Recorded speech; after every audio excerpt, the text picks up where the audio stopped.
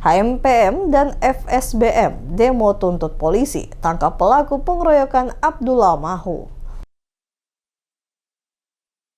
Puluhan massa dari Himpunan Mahasiswa Pulau Manipa atau HMPM dan Forum Silaturahmi Basudara Manipa atau FSBM menggelar aksi unjuk rasa di depan Mapolda Maluku, Jalan Sultan Hasanuddin Pandan Kasturi, Kecamatan Sirimau, Kota Ambon pada Rabu 20 Mei 2026.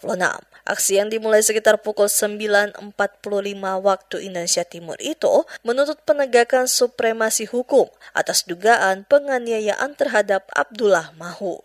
Sekitar 50 massa aksi dipimpin Koordinator Lapangan M. Asri Manito. Dalam aksi tersebut, massa membawa 1 unit mobil pickup hitam, perangkat sound system, 2 toa serta spanduk berisi tuntutan. Dalam orasinya, massa mendesak Polda Maluku segera menangkap dan menahan seluruh pelaku pengeroyokan terhadap Abdullah Mahu. Massa juga meminta Kapolda Maluku Irjen Pol Dadang Hartanto bersikap transparan dalam penanganan kasus tersebut. Selain itu, massa menegaskan pentingnya perlindungan hukum bagi korban dan keluarga, serta menolak segala bentuk premanisme dan tindakan main hakim sendiri. Usai berorasi, perwakilan massa melakukan audiensi dengan Direktur Intelkam Polda Maluku, Kombes Pol IGD Arsana bersama Kasubdit Reskrim Kompol Sugeng Wijaya.